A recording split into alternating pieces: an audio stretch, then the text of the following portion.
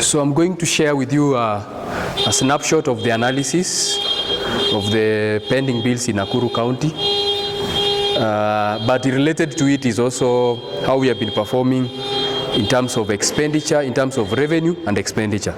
I'm really grateful for what Director has shared. I think the point is getting home. If there is no, and I think we've done a lot of training to budget champions, there is no expenditure without what? Revenue. But there are also laws that says you must balance the budget. You must, anytime you make a commitment, there should be a corresponding budget line, and you know where to finance the budget from. So the data I'm going to share is publicly available. It's just that we have played around with the numbers in terms of analysis, but the data is publicly available. We have used the data from the county treasury as a main source, and it's good that I wish when he comes back, I hope to remember to share, to thank them, because lately we have seen them sharing more information, including even the list of creditors, those who are owed by the county government. So we have used that data. We've also used data from control of budget mainly, because it's more complete in terms of analysis of the problem over the years. Nakuru has just started sharing more information, especially particular financial year 24-25. But previously there were struggles here and there that the budget champions and facilitators have championed for more information. We have also used Auditor General's report just to cite some of the issues the Auditor General has mentioned around pending bills, and of course National Treasury, and now the laws that govern pending bills issue. So my presentation has an outline so that you can follow what is a pending bill. Then we move to the legal framework. Then we go deeper into analysis of the pending bills in terms of the total pending bills, the changes in the amount over time, categories of the creditors, and then aging analysis. We'll have some courses. Masese has alluded to some of them you've shared here, so it looks like it's not new. We'll also cover negative impacts of pending bills that are known, but this meeting is even to discuss it further, not for the sake of problematizing it, but also for us to build a case for a solution. Is that correct? And then finally, a mechanism for what has been done and what remains to be done. So what is a pending bill? I think I could hear different definition, but there is a standard definition that is provided for by National Treasury and also Office of the Control of Budget. So mark the words an unsettled financial obligation. And when you hear the word obligation, is something that you must do, right? Is a commitment. So it's an unsettled financial obligation. And why I'm emphasizing that is so that we don't confuse with an ongoing project that has not been completed. I know, let's not confuse those two.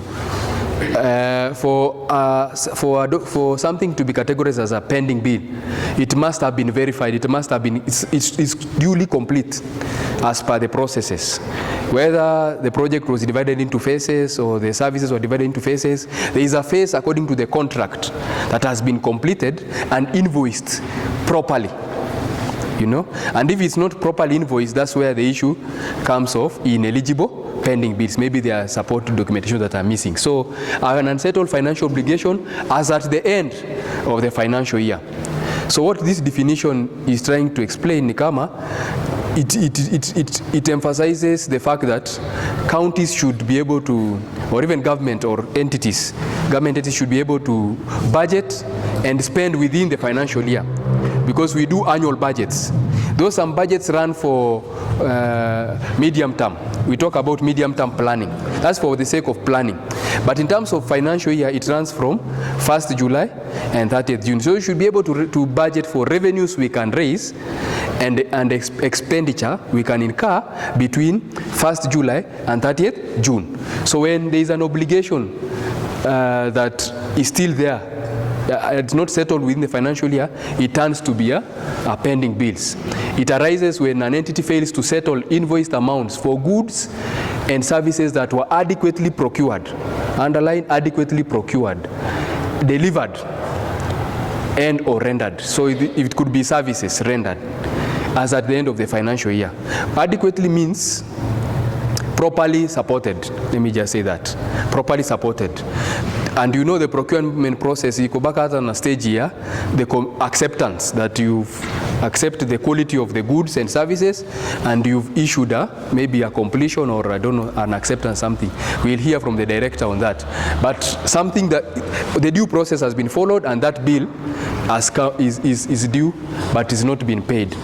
The National Treasury also defined it as verified obligation. They have used very critical term, verified.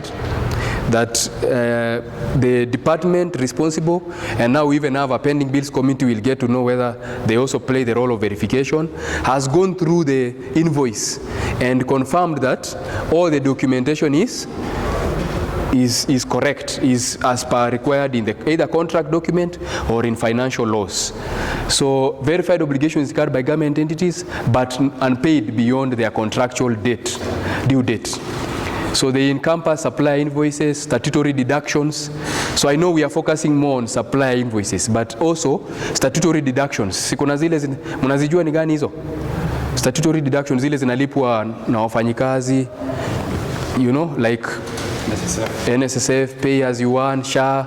So those statutory deductions, it could also be in pension arrears, it could be court awards. Somebody has been issued ameshinda kesi and the government is supposed to pay, so court awards. Could also be arbitral decrees, I don't know what those are, maybe someone can define.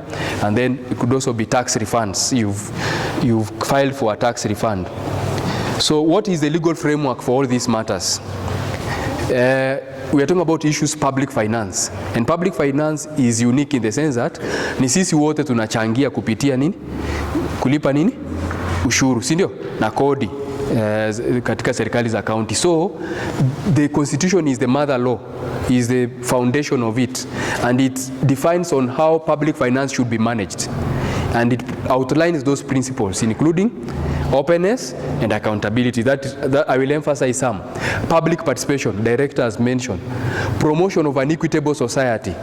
If you burden society, it even talks about even sharing of burdens and benefits between current and future generation. You should not to fight, like when public debt, what it does, when you borrow so much, you are compromising the future generations' capacity to meet their needs because they will pay so much in terms of taxes. So it talks about benefit sharing, benefits and burden sharing between current and future generations. And anything you borrow, just beyond taxes, anything you borrow, I know like the president currently is talking about this program of the highway, which looks like a very ambitious program or project. It's a PPP, you will not pay taxes. Do you believe that you will not pay taxes for it? Yeah? Any borrowing is a future what? It's a future tax. Sindio? And you already hear they are talking about tolling and all that. So there's no free lunch. That is what my lecturer taught me in school. There's no free lunch. So, and then more important now, related to what we are discussing, prudence. How we are using public resources should be wise. We should be able to project our revenues properly, spend wisely, and also report, you know, fiscal reporting. Ensure that we report to the public and to the agencies that are in place. There is also county government PFM regulations for the year 2015. What do they say about that touch on pending bills? That debt service payment shall be a first charge and of the county revenue fund, and the accounting officer shall ensure this is done to the extent possible. Hapo ndio sasa mahali loophole linatokea, to the extent possible, so that the county government does not default on debt obligations. Hiyo inasema nini kwa lugha rahisi? Kwamba deni ndio inalipwa ya kwanza. So like, you know, budget champions in the room, CSOs, media, I know you are here. You know government has different expenditure. I think director mentioned recurrent expenditure and development expenditure. Under recurrent expenditure tuko na salaries and you know, personnel emoluments, generally allowances and all that, and then tuko na operations and maintenance, and then now tuko na capital expenditure or development. So ideally we should be able to pay first debt as the number one, then other things do what? follow. So debt, salaries, you know, Julius is smiling, and then operations according to the reading of this. But I think the loophole is to the extent possible. Sindio? Of course, you cannot shut government so that you pay what? Obama, the invoice of Obama, and say, okay, now we are shutting all hospitals because we have an invoice from Obama. So it's subject to interpretation, but we should see effort by government to ensure debt is paid. But at the national level, I think there are those debts that you cannot, if you default, you know, you will be sold out as a nation. You know, your sovereignty will be lost.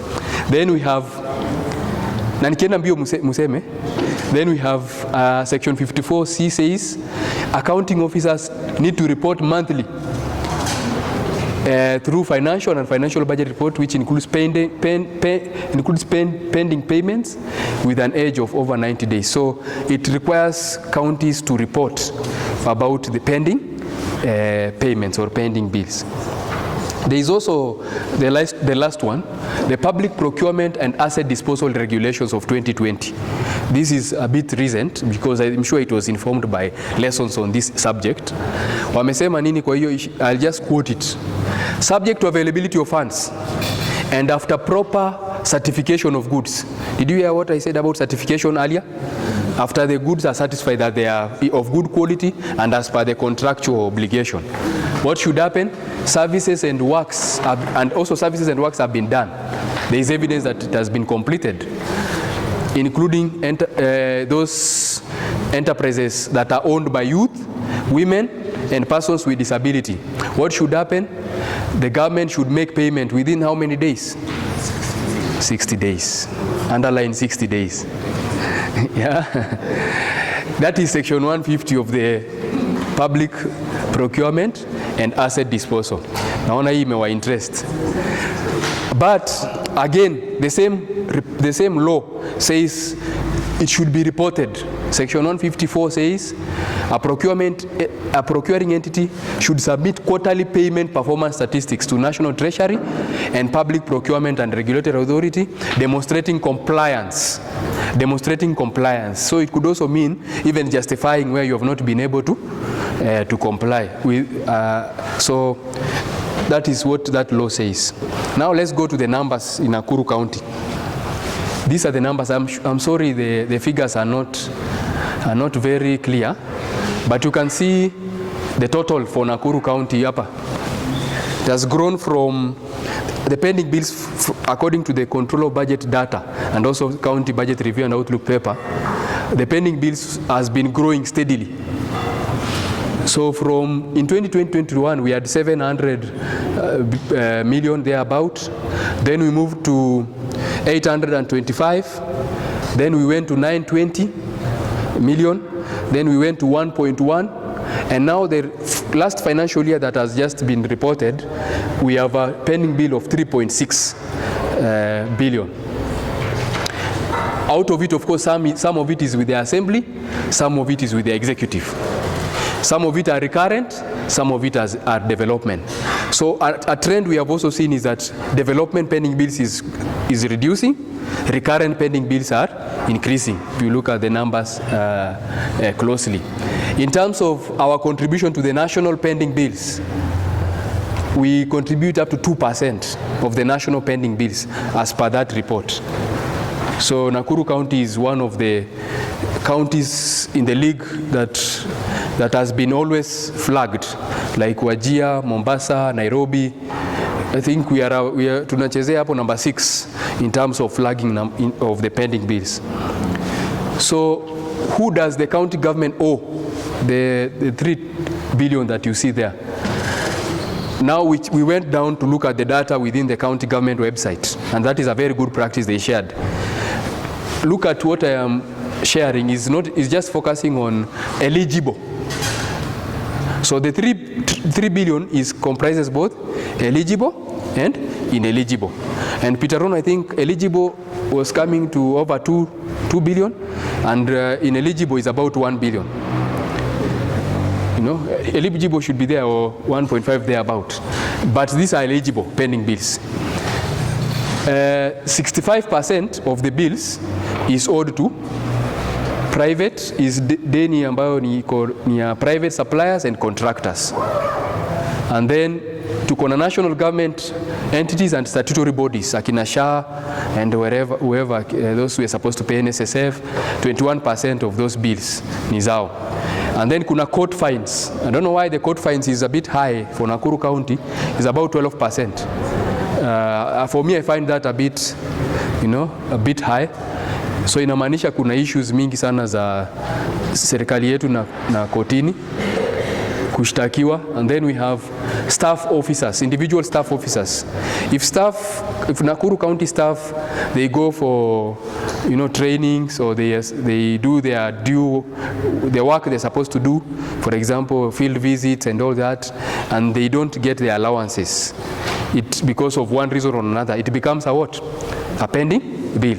So about 1% is for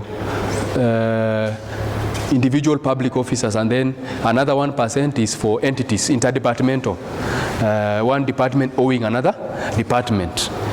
It could also be for the 21%, just because I'll talk about it, it also means bills or utility bills. Hawa ni kina nani? Kenya Power, water, sindio? Internet. What does that mean? What does it tell you? If they decide not to supply, if they cut off supply, and I think you've had cases of, Nairobi was a good example. It got to a point where Kenya Power decided to do what? To cut off the supply. I hope Nakuru, director, you'll assure us, hatutafika hapo, where you'll have a war between Nakuru, Nawasco, or Kenya Power and the county government of Nakuru. In terms of classification of amounts, now in terms of amounts, because this is where there is a conversation here that we need to have. There are over 1,500 invoices between 1 shilling and 100,000. Do you see that? So high small amounts, high volume of small amounts, pending bills. But also, there is also some which are over 100 million. So there is a tough balance there. There are few, but substantial amount. But there are these. So if you are prioritizing, which one would you would you pay? By the way, does this tell you about who is owed? If you say a bill between 1 and 100,000, and there are over 1,500 of them, does it tell you who is owed? Yeah, Obama anaanza kujikuna kichwa.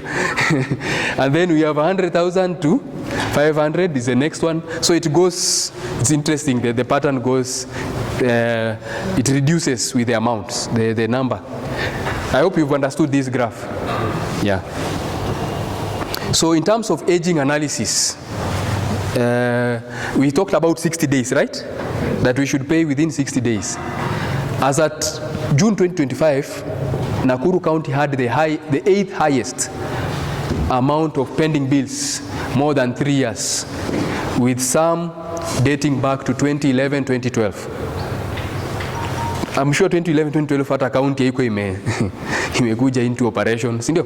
Probably is the county council. When did the county come into place?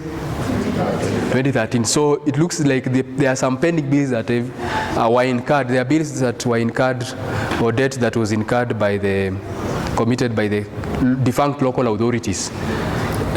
So I think you can tell that. And then every year you check the Controller Budget and Auditor General's report, you see the pending bill as an issue that has been flagged. And when you see an issue being flagged consistently, what does it tell you?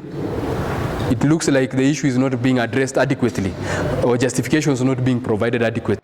And this could be related with the reforms that are taking place in the department, because I know there is a unit now for, I don't know, is a unit or an office for pending bills. There is also a pending bills committee. I don't know whether you've heard about it. So courtesy of that, there was a very detailed settlement plan that was submitted to the Controller of Budget. The only problem, it was not implemented. So like saying, this is how much these are our pending bills, but we are only able, within this financial year, we're only able to pay X amount. But if you look at the numbers, that pending bills, that report was not, or plan was not implemented. The issue has also been raised in Senate. starting with the senator himself, Honorable nani? Mnajua senator wenu? Honorable Tabitha herself, yes, Honorable Tabitha may raise individually as a senator because he's an institution, sindio? He has raised it, and also in the committee, Senate committee, Public Accounts Committee, it has also been raised. I think one of the issues when the governor went recently was the issue of pending bills, with a commitment, county government committing to address the issue. In all the discussion, it ends with a commitment that we will address this issue progressively. And understand our conversation is not, we are aware that we cannot pay 100%, but there should be effort towards settling it. So some of the causes of pending bills, they are not all of them. I will not exhaust all of them. We cannot, I'll be able to discuss. We will find more insights from the department that is here and also from the business community as well. So one of the causes is revenue shortfall. Revenue shortfall. The county government has three main sources of revenue. The first one is equitable share. The second one is on-source revenue. The third one is grants. Which one does the county government have more control over? On-source revenue. That's why I've decided to highlight it. On-source revenue. So if you look at on-source revenue performance over the last 5 years, you can see consistently the county has missed its target by a very huge margin. Because when you say in 2023-24 you wanted to raise, as a county you were to raise 2.4 as on-source, this is excluding FIF. I think FIF has been meeting and even sometimes surpassing its targets, the hospital revenue. But for this one is just the parking fee, the land rates, and we have had discussions around this with the department again on tax policy. That's why maybe one of the updates we'll seek from the office is how far is the tax policy that should enable us improve on our revenue performance. So when you say you want to raise 2.4, you raise 1.8, you see there is a deficit of how much? 500 million plus, 500 million. And you look at those invoices we talked about, some of them are 20,000, 50,000. So how many of them will fit into the 500 million? Yeah? You understand now the conversation? But this is, so in terms of, so one of the factors in your on-source revenue, but also grants. Grants are also not coming. For example, in 24-25, the county projected, I think they missed the grants by over 800 million target. You can check the figure in the control of budget report. There it is here. Just to be sure. So you can see, in fact, it is more than 1 billion. So in terms of the grant target was 1.9, the target, what was in the budget. So we talked about credibility of the budget, but what was raised ultimately is 500. What is the difference? 1.4. And these are grants, part of it, they are projects and service related, like FLOCA. See, FLOCA kuna procurement process, and when there is commitment, we have it in the budget. Some people wamepewa supply 3 seedlings, and then the money does not come. What does it end up becoming? A pending bill. You understand? So there is that part. This county does not have a lot of.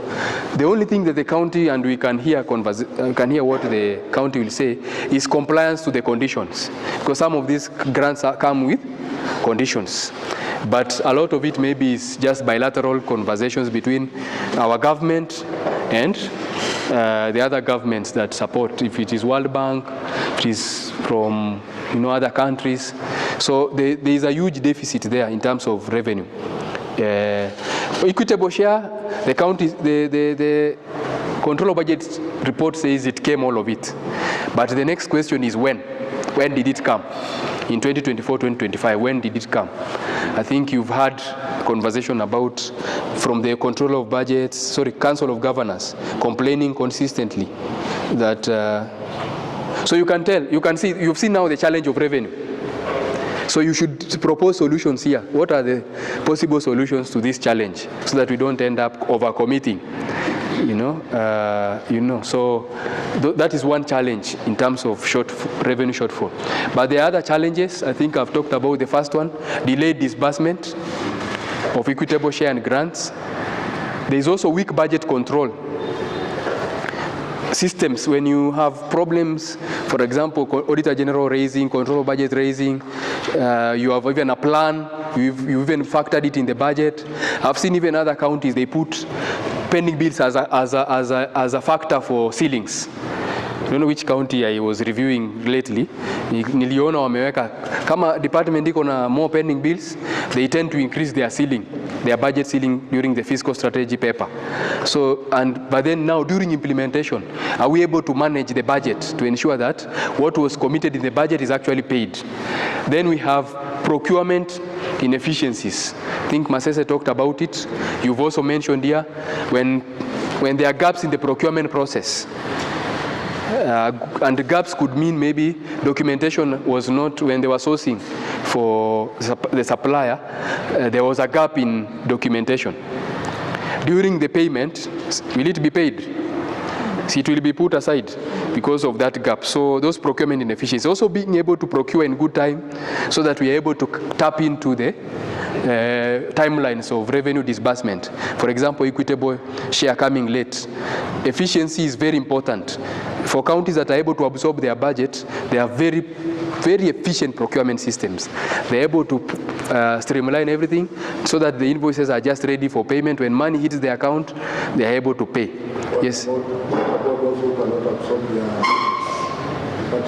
Yes, departments. That's what I'm talking about, procurement efficiencies. And it begins even with your procurement plan. What do you intend to procure? Is there money for it? And it follows through with how do you follow the process? How do you supervise and ensure the certificate is issued in good time and it supports the invoice so that you're able to pay? And then we have political interference. Hiyo si mnajua, mnataka ni explain hiyo? You can decide to, you have 10 invoices, or you have invoice A, B, and C. What determines that you pay A and you leave B? Is there cases where a county has to prioritize? So what goes into the prioritization? Yeah, I think you know. So there are those issues that maybe MCAs interfere, the top leadership in terms of, and sometimes that can lead to, it can slow down the process. Mura, you want to say something? I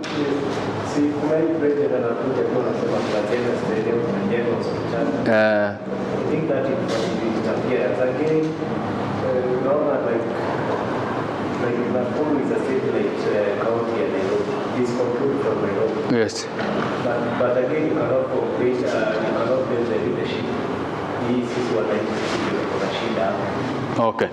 So you've had all those political interferences because ideally we are expecting the systems to work. And that's why e-procurement, let me now build a case for e-procurement. E-procurement would limit a lot of human interface because first of all, the invoices would be queued. And even before that, the documentation, like you do things on eCitizen. I think you've interacted with eCitizen, each one of us, at least.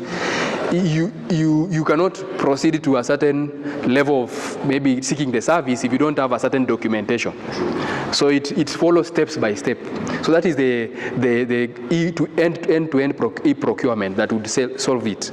I know it can be cumbersome for, especially where there's no internet, but in future that is the way to go, so that there is fair competition. And there is merit in the way even tenders are issued, and also payment is not interfered. So even the supplier can track where his invoice has gotten to, who has approved, who has not, and maybe it is queued and queued in a way that you cannot jump this one whose goods were supplied before the other. and also it's controlled by the maybe control of budget as a point where is coming in the national treasury in terms of disbursement. So and E2E procurement is a good thing. I know it's just that it is being politicized, but it is going to solve a lot of the political interference. The other problem is political transitions. It was well said here that when a new regime comes, they start questioning, are those bills eligible? You know, who are we paying? Why are you committing all the monies and I need to do new things? You know, so tunaacha ile imeshakuwa delivered, tunaanza kufikiria new things. And we've heard that even the governor confessing that sijaanza hata kufanya nini ile kazi yangu. But whose work is it? Is it for the governor or is for the people? When the governor pays for oxygen at PGH, because oxygen is one of them. You know, we were with you when we were looking at one of the suppliers who has not been paid is one supplying oxygen at, our ICU unit at the PGH. So when the governor pushes for payment of that, because it was incurred maybe in the previous regime, has he sorted the issue of the former governor or he has sorted the issue of the public? You can answer. So political transitions, and then weak capacity is sasa ni yetu pia, those who are suppliers in the room, and maybe we'll hear from Chamber of Commerce, Bansi, as you will be leading the plenary. To what extent do also suppliers contribute, to this in terms of how do you even bid for tenders, or when you supply, how do you support your claims? Do you support it adequately or must you be called na kuambiwa Vincent, your invoice does not have a what? You did a training, but I cannot see an attendance what? List of those, And does even the county government has time to call you, tell you that there is a document that is missing. So the capacity of the contractor is also a very important factor, and suppliers. And maybe we'll even hear the experience of AGPO. Yes. You see, when you're saying the capacity in some yes. That is somehow, those are quacks companies. Because when you are doing supplies, yes, tendering, the procedures in procurement is very open. Yes. And you must follow the due process. That is now when you can be awarded those tenders. If even you miss one document, you are not eligible to be given that award. Okay. So hiyo ni wale ambao ni mahali somewhere wanangoja wapewe, ni sasa isemekane ya kwamba are you for Obama or not for Obama? Okay, yes. So we'll open a conversation around it. So some of the impacts, as now we move away from numbers, some of the impacts. Number one, very important, liquidity challenges for business. Have you seen this happen in Nakuru? There are businesses that what is the liquidity problem? When you don't have cash flow to be able to pay your workers, to pay your utilities, in a way that, or you're not able to meet your obligation. Hata wewe mwenyewe you start piling pending bills in your company for utilities and so on. And when worse come to worse, there is something called fiscal distress. Umesikia hiyo term? Fiscal distress.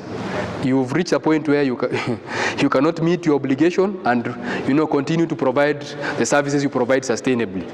So what happens when you are at fiscal distress? There are two things. Either you get an intervention. Listen to this. You either get an intervention, and sometimes that intervention is costly. If you get an intervention, if you are in a fiscal distress, umefika mahali deni za kampuni yako imefanya nini? Imefika top level yenye hata karibu ufunge.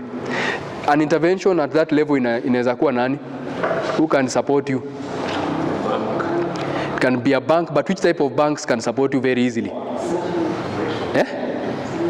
Is it long-term loan or short-term? You want a short-term financing. Where do you go? Shylock. Mbona unakataa kusema hiyo Shylock? And if not Shylock, a very expensive microfinance. Si ndio? So what has happened to your business? If you get that intervention, then you have started facing problems with your business in terms of profitability. Ikifika mwisho kabisa, the business can end up doing what? Closing down. Si ndio? So those liquidity challenges, it's not just liquidity challenges, but it can lead to credit default and even continuous non-credit default. And this is for Chamber of Commerce. You need to do a study around it. Or Bansi, I know Bansi, you like working with micro and small enterprises. We need to do a study on the effect of this on. I know it has been done outside Nakuru, but we need to do something for Nakuru. Walikuwa wanasema most of the MSMEs hazifiki how many which year birthday? First year or fifth year. They don't get to the fifth year birthday. Could be the pending bills be one of the issues, you know. And you know there is a ripple effect aishi kwa because this business also gets business ikwangi self-sustainable. Lazima pia inategemea biashara zingine. I think there is something Joy said that uko na lori ya kusupply kokoto. But hiyo lori ya kusupply kokoto ina supply contractor anajenga ECD classroom at Lalwet Primary School. You understand? So it is a knock-on effect on many other things. So can lead to credit default, and consistent credit default increases the cost of capital. As in economics 101. When there is a lot of non-performing loans, that also makes the loans expensive. Sinisawa. Even I'm sure even when you are looking for products, if your business is more risky, you know, you're likely to get a product that is more expensive in terms of the interest. Loss of jobs. So when you close a business, if you are supplying, if that hotel, ilikuwa inaitwa nini bile butchery tuliona? I've forgotten the name, Goose Butchery something. When Goose closes, watu wangapi wamevutwa kazi hapo? Apart from those who are frontline, wale wanakata nyama na nini. Si kuna mwenye ana supply hiyo nyama, kuna driver, kuna watchman, kuna cleaner. So it can lead to loss of jobs. And when there is loss of jobs, what happens? Psychosocial challenges. The mental issues like kina Karuga wanadili nazo, they grow. You know, and even before loss of jobs and collapse of business, these problems still exist because when you have uko na deni yenye uko na pesa hujalipa unasema tu nangoja kwenye account itanilipa. I think you've met people who say that. Nangoja tu kwenye account itanilipa, and he says that for 2 years, 3 years, and you can see it as some of them goes even beyond 5 years. What happens? What steps in? See, depression. You know, and so on. So it has many other psychosocial challenges. And then on a bigger scale, trust deficit between government and citizens.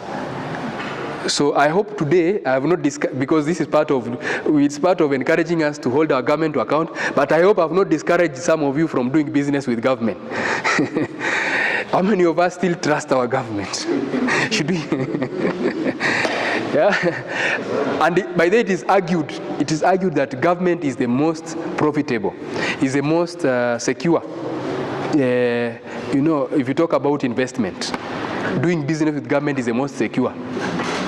Research inaonyesha, and even economists argue that way. So with all these challenges,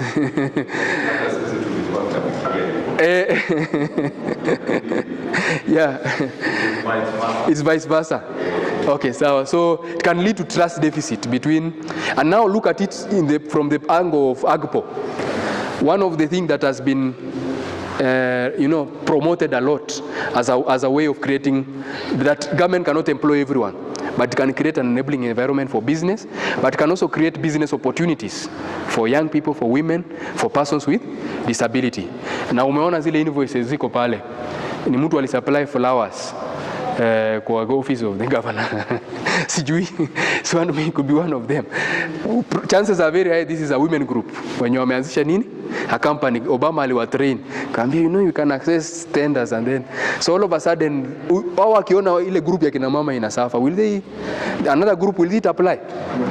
So it can lead to those trust issues, and then more so among the young people. Currently I think there is a very serious divide. Intergenerational divide, you know, and then of course generally service delivery gaps. I think I explained. Some of these services are very crucial. If you read the list of the eligible pending bills, you'll at some point apata goosebumps, because Some of them, I talked about the oxygen. Some of them need water supply in some very critical facilities. Some of it, So if one day those suppliers decide to either reduce quality or cut off completely, it can lead to, gaps in service delivery. So those are some, just to mention some. Mechanisms, as I conclude, what have we seen the county government do? As now we usher in a conversation of, do we think we have done enough? So what have we seen the county government do? One, of course, generally, the general trend is not positive. It shows a weak mechanism for addressing the issue, generally, because we are looking at data 5 years and beyond. But in the recent past, in the very recent past, we have seen the county government establish a pending bills committee. See, that's a positive move. To do what? Do verification, and prepare those settlement plans. Number two, there is also establish a pending bill unit. Director will just give it the correct name. I don't know if it's a unit. There's an office responsible for pending bills. So that you don't go, if you are tracking your bill, or even you need information around that, you don't need to go all over. There's a specific place you can get information around, which I think those two probably have led to better unbundling of the pending bills. You understand? There are counties who are still reporting pending bills at that 3 billion. But Nakuru County has unbundled. You can see the breakdown, even to the individual supplier, and even if there are issues to it, there are sometimes, there are remarks to that effect. So there is more information around pending bills. And I could attribute that to establishment of that unit and also the committee. But we'll hear whether that is the case. Then we have also seen disclosure of information. More disclosures. I think I've said that. There is a pending bill up-to-date data as at 30th June. There are counties even who don't report. Vincent, you know this, and Peter Ron, when you do the county budget transparency survey, there are counties even who don't report leave alone even in the website. They don't even report in their budget documents. The county budget review and outlook paper, they don't disclose how much pending bill is there, what they are doing to settle what challenges. In the county fiscal strategy paper, because it's required, there are counties who don't report. But Nakuru reports in all those documents, but goes further to even provide, the details, further details broken down in form of schedule. So that's a positive. Maybe at this point we can clap for them. Hey, hamtaki kuwapigia makofi, mwapigie makofi. So Bansi is coming to lead this conversation. What has been done to address the issue? I've talked about it a bit. What remains to be done? From where you sit as stakeholders, the business community, the young people, the women in the room, the resident association, as you represent the residents of Nakuru City and Nakuru County at large. What remains to be done? And then what must we do differently? Probably we've been doing all this unbundling and all that. As citizens of Nakuru, what do you want the county government to do differently? What do we need to do differently as citizens, as civil society organizations? And who is responsible? So that marks the end of my presentation. Thank you so much.